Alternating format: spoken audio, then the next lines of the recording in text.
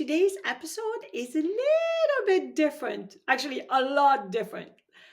My husband, Craig, the guy that's the yang to my yin, the guy that if you've been around AcuPro Academy and my content, you've heard me talk about him, how he's on fire, how he is funny, how he's the life of the party, has decided he's like, I want to interview you on your podcast. So today, Craig is going to interview me on the podcast. I have no idea what he's going to ask me. I'm excited about it. So you get to see my husband, meet my husband. Let's go.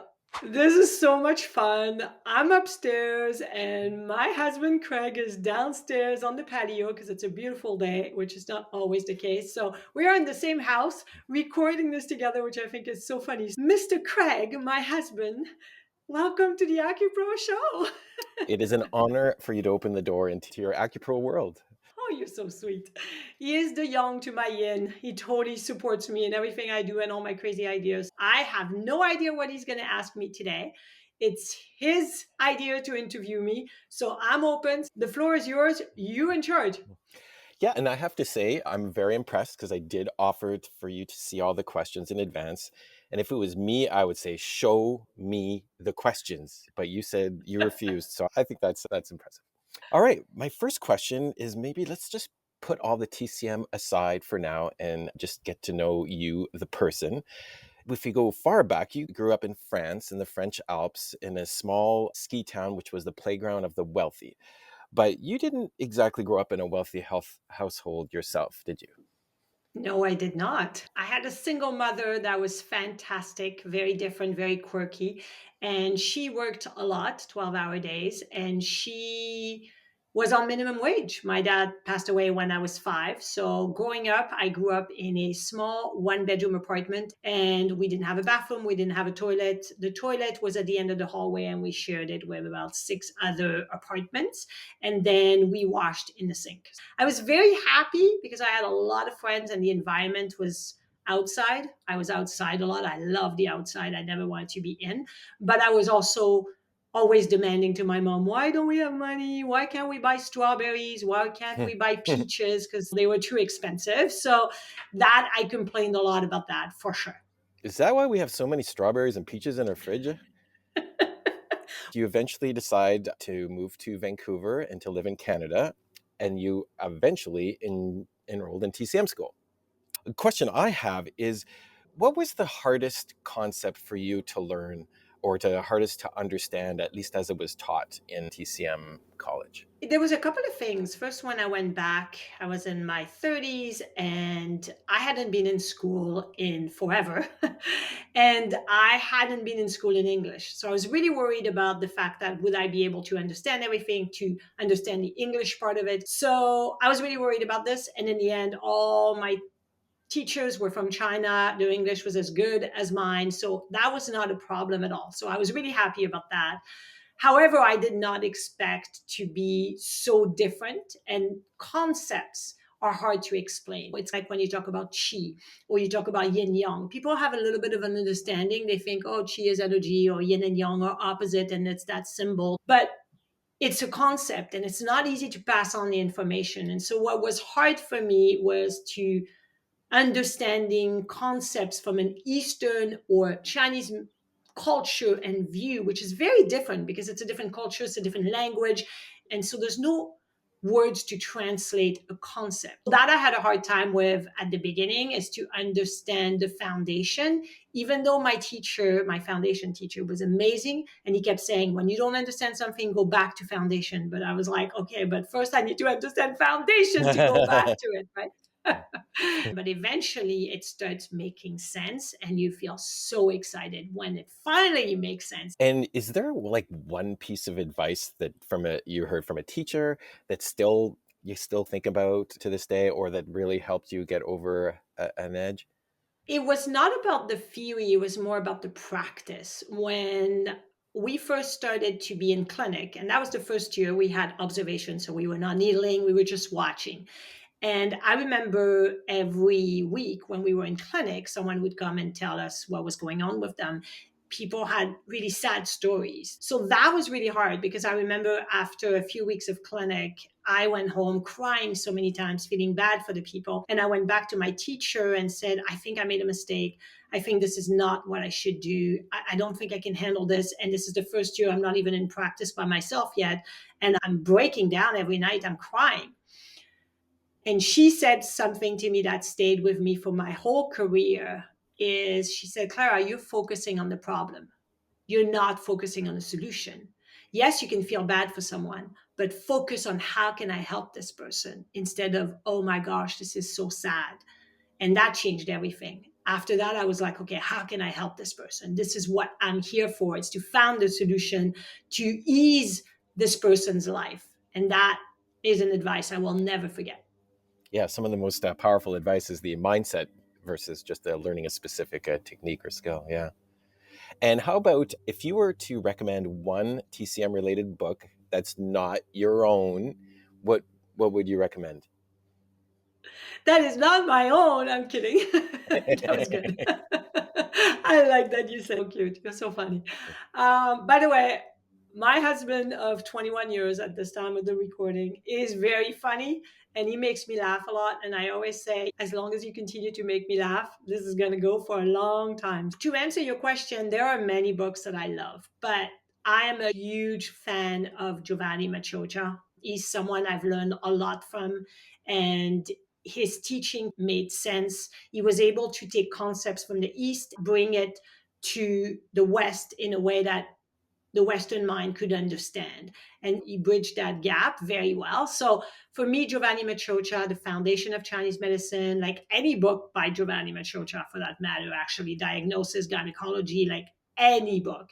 He is someone that passed away a few years ago. And if he was still around, oh man, I would be knocking on his door and say, please come to talk to us on the podcast. I would love it. Okay, so back to the TCM school. Final question on that part of your journey.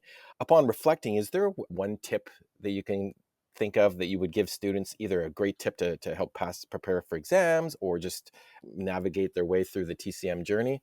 My favorite 3 words, which I really gravitate towards those 3 words for studying, for practice, for life, for everything, is passion, consistency, and grit. The reason I say this is because you got to be passionate about learning or practicing Chinese medicine. It's got to be really in your heart, in your gut. You got to love it. The second one is consistency. If you show up, you do the work, you're consistent with it as a student, you'll make it happen. It won't be a problem. It's just going to be hard, but you're going to make it happen. As a practitioner, show up all the time, continue to grow, to learn, to be present in your practice every day. That is really important. And the last one is grit, because things are not going to go our way. Sometimes we're going to not pass exam, or we're going to have difficult patients, or we're not going to do as well in our practice. So it's important to go, okay, those are the tough times, but we can rise above them and we can get up. And that's called grit. So for me, if you have the passion of TCM, the consistency of showing up and doing the work day in and day out, and grit when things don't work your way, you're going to be just fine. That's good. Good answer, baby. Thank you. Okay, so then let's jump ahead a little bit. And now you've graduated. Congratulations. Your graduation party was very fun, actually. Now you start practicing and you're a month in. How are you doing? Did you have a lot of patients? When I graduated, I had rose-colored glasses. I thought I'm just going to come, open my practice, and everybody is going to flood towards me, and I'm going to help the whole world one patient at a time. That sure did not happen. I joined a place where I paid my rent with other practitioners. Nobody showed up. The first week I had no patients. The second week I had no patients. The third week I had no patients. That was not good. And then you start panicking, going, oh my gosh, what is happening here? So I think I was really worried. I remember the 4th week, I had friends that came to support me. Those were your friends, The by the pity way. patients. The pity patients, those were friends that felt so bad that they came and booked an appointment for me to treat somebody. So that was tough. That was very tough. And then the 5th week, someone called me, and I remember picking up the phone, and she said, oh, I'd like to make an appointment. And I was so shocked. I said, really? Oh my Oh gosh. my And she's, yes. Okay. God. It is very disheartening at first. But what I thought is, okay, I have all this free time, right? I don't have any patience.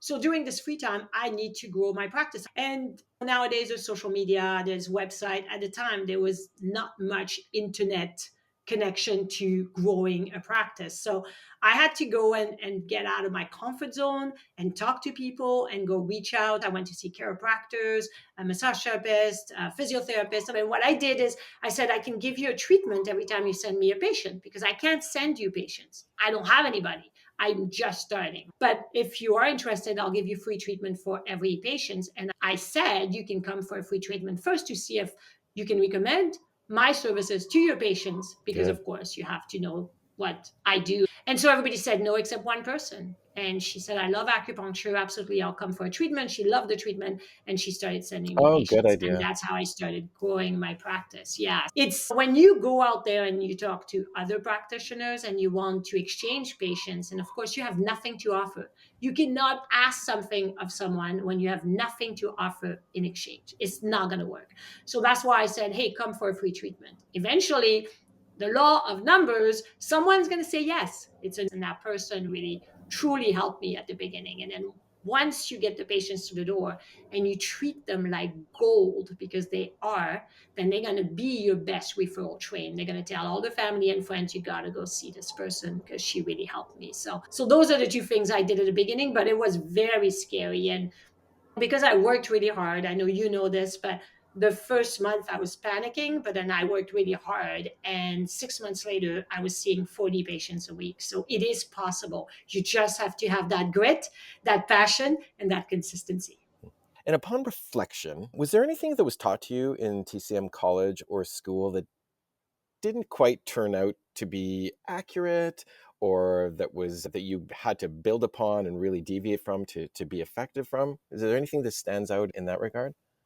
I think what was not taught in school that I didn't know I needed is how to communicate properly with patients Mm, about what you're doing, how you're mm, helping them in a way that they actually understand. mm. Because you come out of school and you're like, oh, you have kidney yin deficiency. That doesn't mean anything to anybody. But that's what I learned. And nobody explained to us how do we communicate this to patients in a way that they can understand. And that I think is what I had to work really hard at. And now it's really easy. And you connect to patients so easily when you are able to explain the root cause, what's affecting what, and not going into the TCM term, but in terms that they really connect, because that's how the patient ends up trusting you. And so we didn't have any class on business or how to build a business because we are self-employed. But one of the things that's so key is that communication piece, and nobody ever taught us that. They just taught us, okay, you ask those questions in consultation, you take the pulse, you look at the tongue, you do observation, you palpate. But nobody said, okay, how do you connect and communicate to your patients? Because they have questions too, and they're like, oh, how does acupuncture work? And all you see is there's chi and meridian. Does not mean anything to them. Those things is something that I wish was really taught in school to prepare us for the real world. So you're talking to a patient that's curious about what's happening. Don't use chi, don't use meridians, don't use lung chi deficiency. Try to use the terms that they would understand. Exactly. Yeah. Look at you knowing all the terms. I studied for 8 hours before this, so that's why. It's not going to mean anything to say to someone you have liver yang rising. It's just not going to mean anything, or liver qi stagnation, because I've had patients coming and they'll go, oh, I've seen an acupuncture before, and they said my liver was really in trouble. And they think it's the physical liver, but Mm, it's not what we're talking about. And so they're a bit confused, right? So for me, it's easier to just say, when you go see a doctor and they say you had a myocardial infarction, you go, what? Oh, you had a heart attack. Oh, now I know what that means, right? So you don't speak to them in a anatomy physiology way. You mm. speak to them in a way they understand. So it's the same. It's instead of saying you have liver qi stagnation or liver yang rising, you could say the reason why you have a lot of headaches is because you have so much stress, and the stress is tension in the body, and eventually that tension reaches your neck and your head. That's it. Like, people get that. How about the opposite? Is there anything that you were taught that at school and you applied it for the first time or times in practice and you thought, oh my God, this works like way better than I could have imagined? Yes. Oh my God. I remember actually the first year in practice, I got a phone call and this patient says, I'm pregnant and my friend is in the States. And in the States, she saw an acupuncturist that helped turned a breech baby. My baby is breech. Can you help me? And I was super honest with her. I said, I learned how to do this, but I've never done it. We have nothing to lose. Let's try it. Super safe. It's non-invasive. And she goes, okay. So she booked an appointment. I had never done this before, but I learned in school that if you do moxa on bladder 67 at the end of the little pinky fifth toe, the baby could turn. So she comes in, we do exactly what I learned, which is moxa at the end of bladder 67.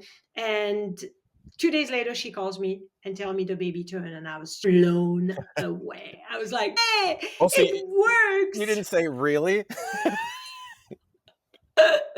No, not this time. Okay. But I was so happy because when someone called the next time and they say, oh, I have my baby is breech, can you help? I was like, absolutely, because now I've seen it. And I had never seen this in clinic because we were not exposed to someone that particular issue.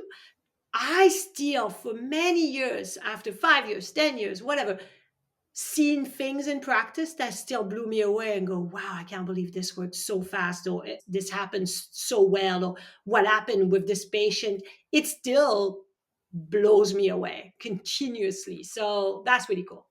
I find when you acupuncture me, it's just, I don't even feel the needle going in. It's unbelievable.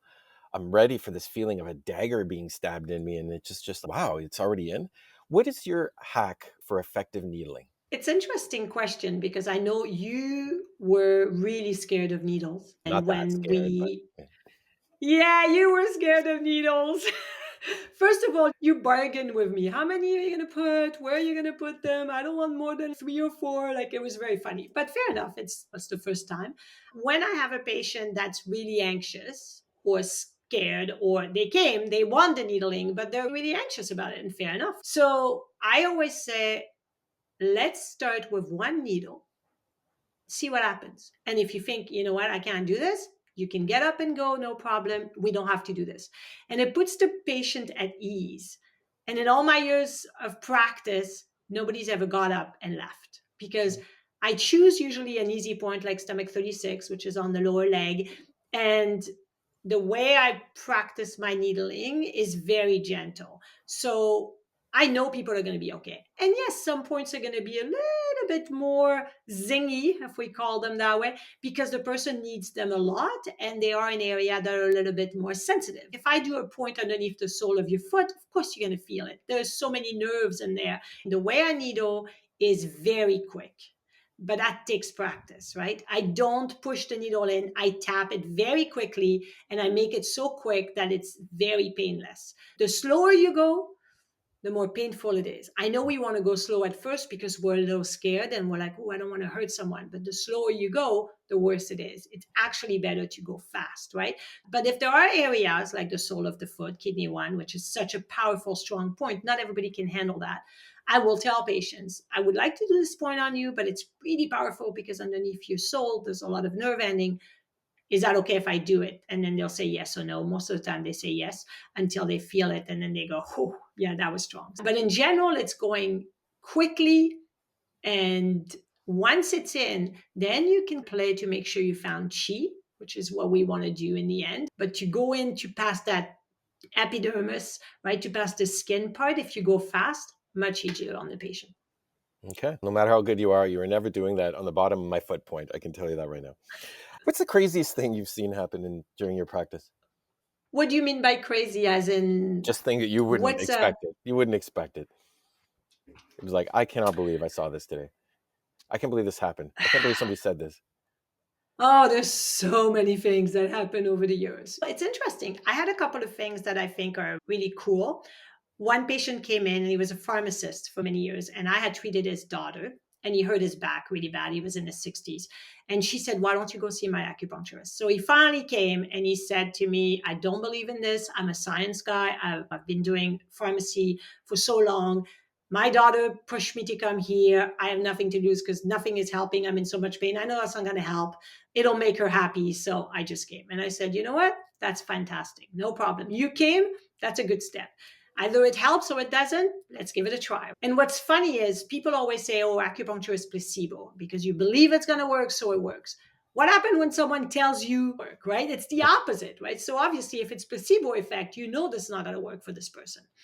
And so we did the treatment, and I said, we can rebook because you might need another session. And he goes, yeah, I'll see how it goes. And I'm, fair enough. You know what? Okay.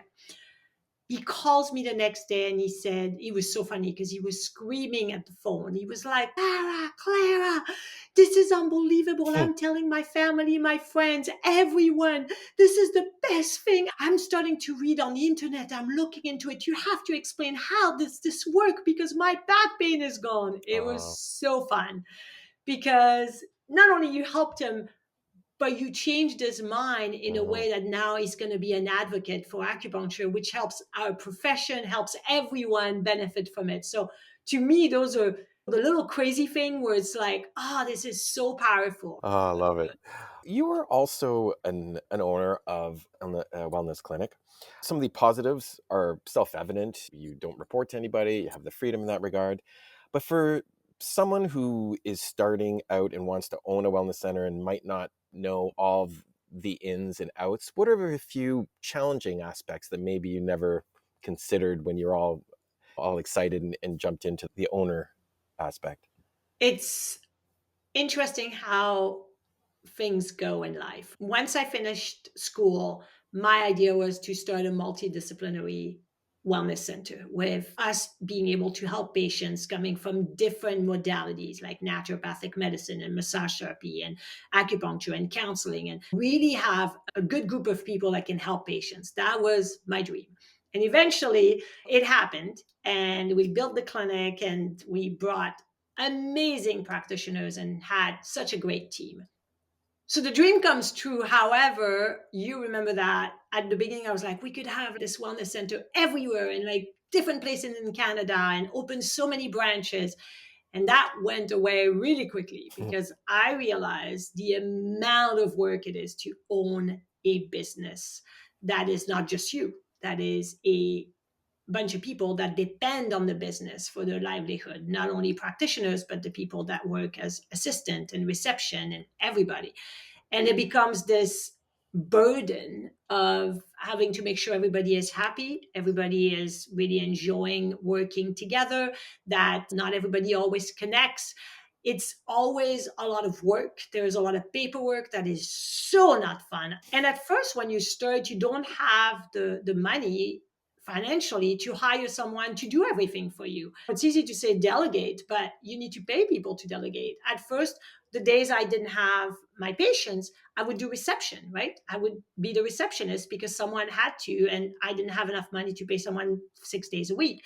You have a lot of pressure on yourself, and it's also a lot of work. And eventually, I realized that, wow, it's not that easy. When you see a small business in your area, be gentle. Remind yourself that those people work their butt off all the time to try to serve their community. And that's what we did. And, as we got awards year after year for best customer service, we work really hard and the team worked really hard. But it's a lot of work. And I think sometimes I had a hard time between being with my patients and being the practitioner, coming out of my room, and now I had to be the owner and answer question as that person. And I felt like I was being pulled in both direction at the same time, and that was really stressful. That created burned out as well. I burned out for sure doing this. So sometimes your dream are great until you realize that maybe this is not quite what was best for you. One of the things you guys did great was you had a really good website. As you review other acupuncturist websites, is there a common theme that comes to your mind that you would think, okay, they can improve by doing this? What's the most common Oh, mistake, if you will, that you see for acupuncture related websites?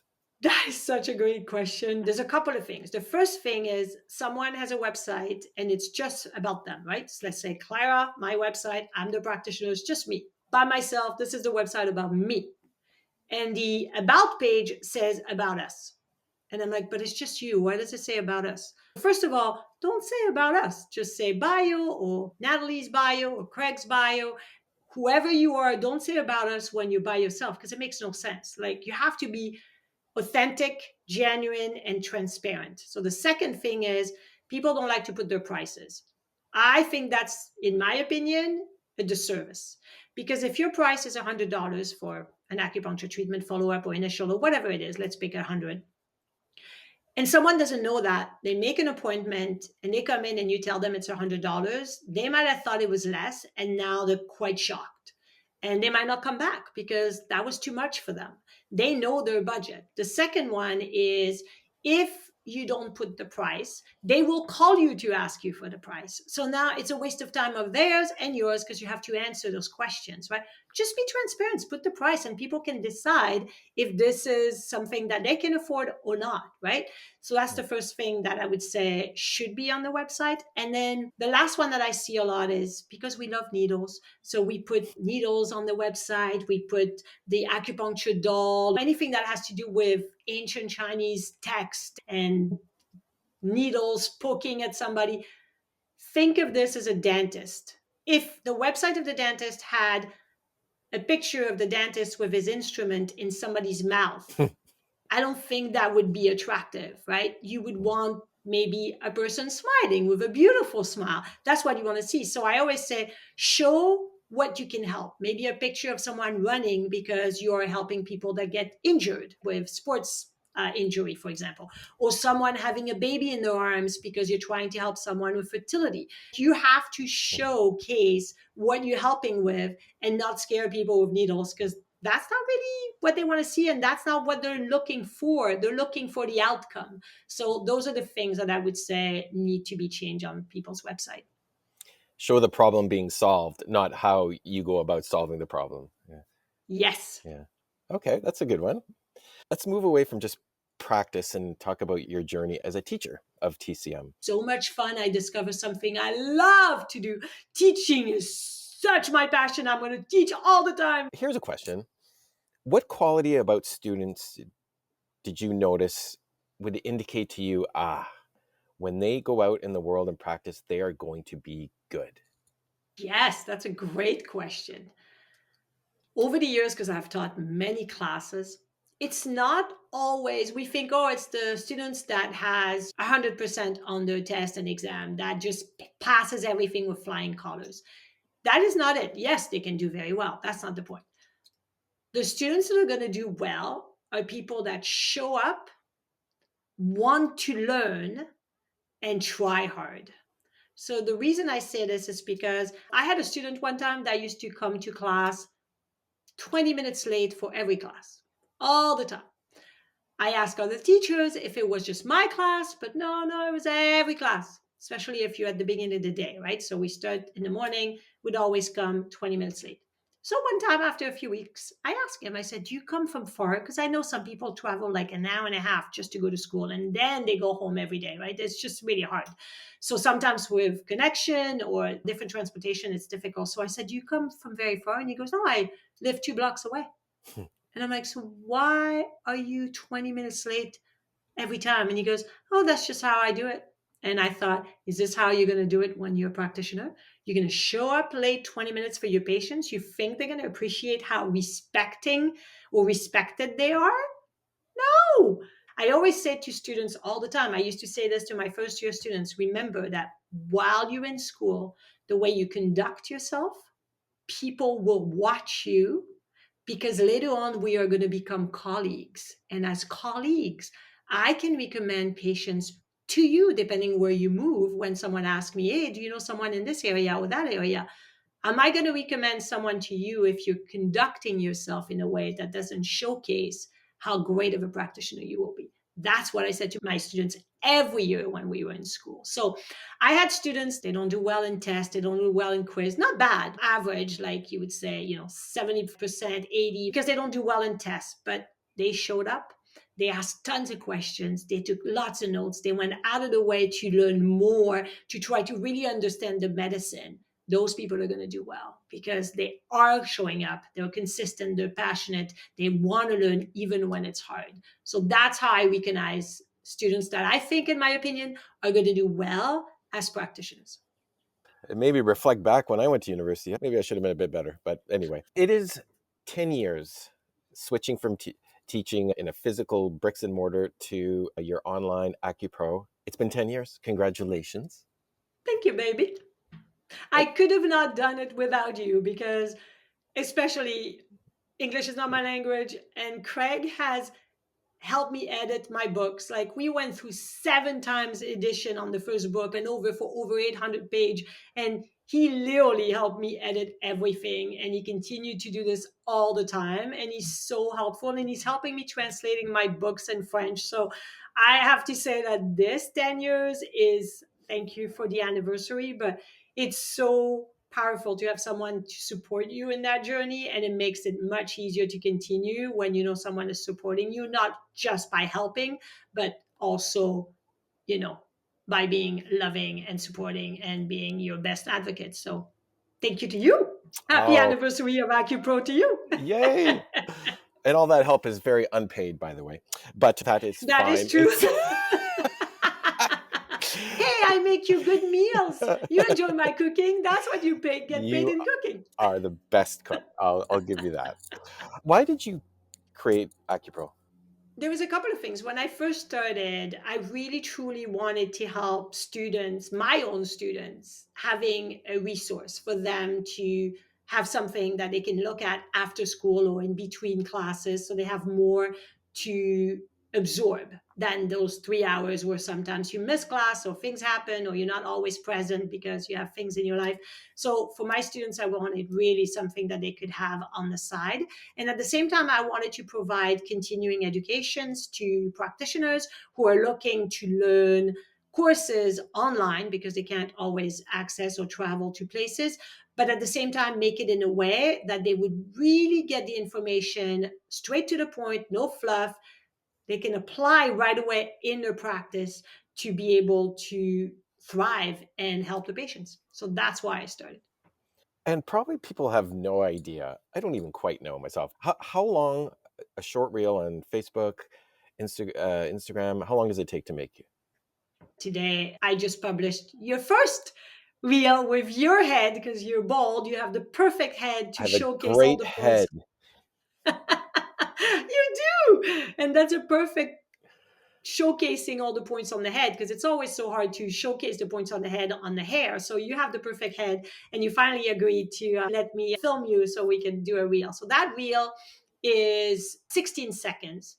And first of all, we had to put all the stickers on your head, which took time. Then I had to film. Then I had to edit, add up the music, make sure the music or the beat is matching when I show the points, add up all the points as text on the screen. So that 60 seconds, 16, sorry, 16 seconds probably took about 2.5 hours.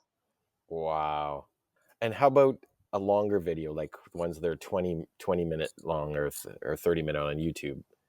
That's a little bit more work. And again, I think people see a 20 minutes video, think it take me 20 minutes. First of all, I have to do retakes. It's not, sometimes my words don't come out. So I just have to say it again and again. And then I get all frustrated and I have to breathe and do it again. So definitely 20 minutes. Usually I have to prepare first, know what I'm going to talk about, my main points. I don't have a script, but at least my main points. And then I'm recording the 20 minutes, which usually is about 30 minutes. And then I have to edit it to take out all the time where I messed up my words or I repeated myself twice. And then I have to add up bells and whistles, right? Make sure there's text on the screen and there's things that are going to make it interesting and so people can really enjoy it. Then I have to upload, I have to create a thumbnail, hashtags, description, create a blog post, and then I have to take a little piece of it, a little clip, so I can share it on social media and people can see if that's something they really gravitate towards and they want to watch the whole entire video. So that altogether at 20 minutes takes about 12 to 15 hours. Oh my gosh. No wonder so many channels don't last very long. That's a grind. You're on Instagram, you're on Facebook, you're on X, you're on LinkedIn, you're on YouTube. You don't post every single day. On Facebook, I've posted every single day, except when my mom passed away and we had to fly to France for 3 days. That's the only time where I missed because I learned to schedule, obviously. For example, what's coming out today, I didn't post today. It's scheduled for a month in advance, right? But yes, on Facebook, it's every day. On Instagram, it's 4 to 5 times a week since 2016 for sure as well. On X, I think X have been on and off for a Okay. long time. Sometimes I be on, sometimes I be off. YouTube, I've been very consistent. So it's 6 days a week because we have the quiz yourself on Saturday now. So using the community post, doing quizzes on Saturday, doing posts twice a week, doing long form videos. The podcast, the AcuPro Show, obviously goes on YouTube as well. And then a short form video. So yeah, YouTube, we got 6 days a week as well. Wow. That's a lot. And after all that work and all that time, I'm sure that there was many, but is there one moment that made your heart sing that you thought it was totally worth it? Every day. Every day I feel like it's worth it because I have so many people on a daily basis that send me a DM, put a comment underneath one of my content piece, or email me to tell me thank you. Thank you because you've helped me through my schooling. If it wasn't for you, I wouldn't be able to pass my license because you've helped me. And people have said things like, I should pay you instead of my teachers because I learn more from you. Or practitioners have said, I'm so glad you share this because I didn't know it's so helpful.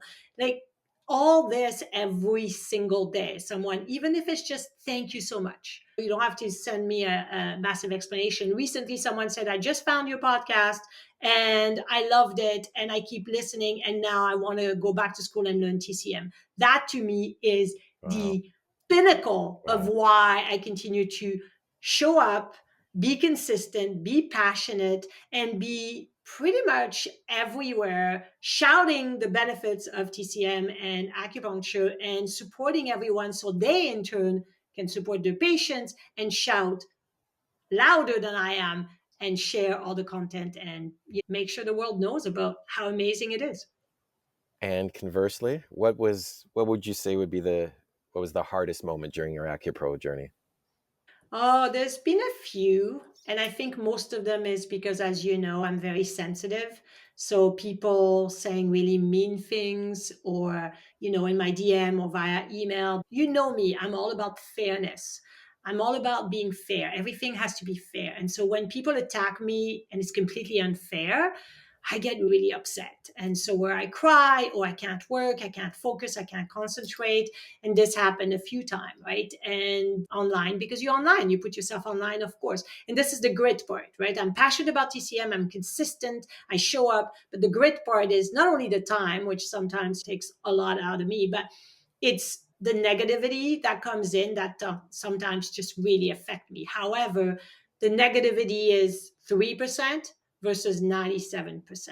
And so I have to process the negative and then let it go. And sometimes it's harder than others. But in general, yeah, it's pretty minimal. But that's the hardest part is sometimes feeling like people are really mean and saying things that are completely unfair. That really affects me. It's the hardest part for me too, is just hearing when that happens and seeing how it impacts you. It's even as a partner, it's hard to hear, but luckily, like you say, it's quite a small percentage. But you are popular online, and I know Popular. it would appear that's a lot of followers you have. And I know a lot of content providers that have a significant following. They catch the attention of companies and corporations that want to reach out and offer money in exchange for you pitching their products in one of your videos. Does this happen to you? And if so, do you have a few examples, even if not the specific company, but just the types of things you're getting pitched? It's interesting because brand deals is something that a lot of people do online, and I have nothing against it. It's not something I have done yet. Maybe I will.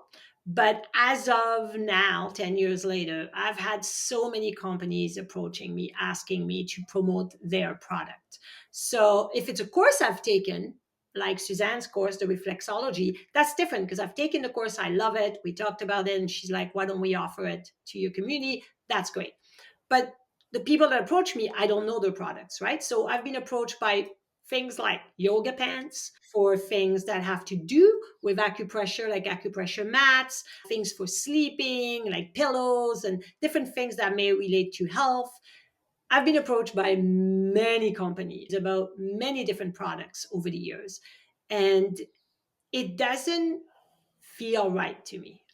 My audience is very dedicated and they trust me, and I want to continue to be honest and transparent the best I can. And so, unless it's something that I really use all the time and love, when people contact me and ask me to promote their products, sometimes for free products, sometimes for payment, I'm not really interested, because in my mind, I'm like, yeah, but I don't know. I don't, I would have to use this product for a long time to see if it's really something that is worth it. As of now, 2024, it's not something that I truly want to do. Yeah, That's it's impressive, interesting. because the one you mentioned, it was like, they offer you $500. I was like, take it. So very impressive. I gotta be true to myself. That's more important than anything else. And it just doesn't feel right. So if it doesn't feel right, no. Just recently, you went internationally to give presentations at conferences at TCM related colleges and schools. So you've been exposed to a lot of international TCM practitioners. What are, in your discussions with these non North American TCM practitioners, what are some of the techniques and practices that they do that are not done in North America and you thought, huh, well, that's really different. That's surprising. Yes, recently I went to teach in the Netherlands, in the UK, and in Austria. Prior to that, I've been to India twice to teach. So I'm going to talk about two different places where it was interesting, because I think it's fascinating. You're absolutely right, to see how everything is practiced all over the world. So, starting with India, when I was there, they practice acupuncture every single day for 10 days in a row. So if a patient comes to see you, that person's going to come daily for 10 days in a row. Then they're going to take a little bit of a break, maybe 5 days, see if the person needs more or not. And if they need more, they'll do another 10 days. So to me, that was very surprising, because in North America, we see patients maybe once, twice a week, 3 times on an Mm. acute issue, but it's very rare. And first of all, most of us don't work 7 days a week, so that would not work. Second of all, I don't know how many patients would want to come every day for 7 days, or could even afford it for that matter. So that's fascinating to see. And when I was there, I was just always thinking it'd be great to have a study showing the difference between doing 10 days in a row of acupuncture versus doing twice a week for 5 weeks, and what happened with that patient. Or is it exactly the same, or it is not, right? So it'd be really interesting to see the difference. So that's the first one. The second one that was very surprising was when I was in Austria, because I was teaching gynecology and I was teaching to MDs. In Austria, if you're not a medical doctor, you cannot practice acupuncture. So only medical doctors are allowed to practice acupuncture. So those were my audience when I was teaching there. And I had a really good time. It was such a fantastic time there. What was interesting is I'm talking about gynecology and we're talking specifically about pregnancy. And in Austria, all MDs who practice acupuncture, first of all, will tell their patients that they require cervical ripening at the end of pregnancy. It is actually part of their pregnancy plan. Every woman will go to the hospital to get their cervical ripening, which means prepare the body for labor by softening the cervix, usually about week 36 of pregnancies. This is literally everyone gets it. For us, it's more like we tell our patients this is an option, or you could do it or not. For them, they do it all the time. The second thing is we have 6 acupuncture points that are counterindicated during pregnancy. We have areas like the belly, the lower back that we don't do during pregnancy, but we have points like spleen 6, large intestine 4, bladder 60, bladder 67, stomach 12, and gallbladder 21. Those 6 points cannot be done during pregnancy in North America, in Australia, in a lot of places in the world. I go to Austria and they tell me, no, we do every single point on pregnant women. Actually, we do spleen 6 on every pregnant woman from the beginning. And I'm like, no. And they said apparently there was a massive study in Austria where they had over 1,000 pregnant women, And they did all those 6 contraindicating points on those women, and nothing happened. No miscarriages, no issue with the pregnancy. So they all were told that they can do all the points and they're very useful. That blew my mind, because you're like, we've been told and ingrained in our brain, do not do those points. And everybody's so scared about doing those points. And then I go to a country where every MD does those points on pregnant women. So that was different. That's cool. And just to be clear, you're not advocating to do that, and you're just explaining that it was different. Exactly. Yeah. Because Yeah. in our licensing board, we cannot do those points. Yeah. Interesting. Okay, and then finally, all your AcuPro projects, you've apparently started a podcast, I hear. 6 months of podcasting, and then you're my guest here. Actually, I'm your guest since you're interviewing me. What do you love most about creating a podcast? Yes. I've been wanting to do a podcast for 2 years, but it's just, again, it's a lot of work because it's recording, editing, uploading, etc. In the description, putting on YouTube, all that stuff. But what I love about a podcast is, first of all, you get to interview people that you may not have met, and you learn from others.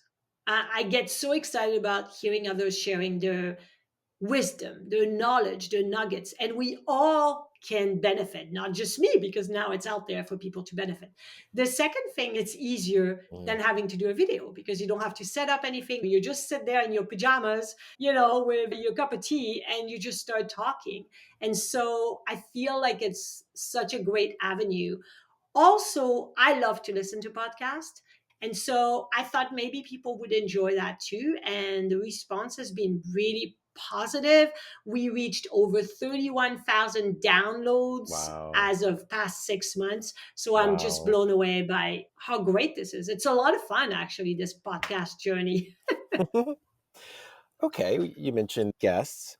Who do you want to invite as a guest on your TCM podcast that you're too shy to ask or worried about asking, or they're too famous or whatnot? So there was a couple of people. So the first one was Yvonne Farrell, because she is the best. And this morning, I took my courage and I actually emailed her. And I went on and on about how much I just love what she does. I love her books. I love her teaching. I've been to her seminars every time she comes to Vancouver and love the way she teaches. I love that she talks about psycho-emotional trauma using the 8 extraordinary vessels. I just asked her if she wanted to come on the podcast. And I literally thought maybe in a few weeks she'll answer me back. Maybe she'll say, I'm really busy, but maybe later on. 2 minutes later, she's like, of course, Clara, I'll be on your podcast. Yvonne Farrell is coming on the podcast. So that's the first one. I was so happy. This is why you never know. Ask, because you never know what's going to come out of it. The second person, or the person that I haven't asked yet, and I don't know if I can even go there, is Peter Dedman. And Peter Dedman wrote the manual of acupuncture, which we all used when we were in school. His knowledge is fantastic. He's been in the field for so long. I don't know if I can actually ask him to come on the podcast. I don't know. All your episodes have good value and content, but is there one that you reflect on so far after only 6 months you thought, wow, that was good? So what people don't know is I record my podcast at least 8 weeks in advance, so we're not caught, which is important to me. Every week when the podcast comes out, it's been so long since it's been recorded that I always listen to it. The reason I listen to it is to see what I could improve next time, what I could do better, see how it went. It's really for improvement. So I listen to it. And last week's episode, which was on emotional trauma, where a third-year student asked me a question on how TCM can help people that go through emotional trauma, including sexual abuse. So it's a very delicate matter. And I didn't know how everybody was going to react to it. It's the fastest downloaded episode we've had since the beginning. So obviously people really relate to it. But I listened to it and I hope it helps people, because I'm so proud. I have to say humbly that I'm so proud of that episode, because it really, truly was so good, so powerful, so impactful.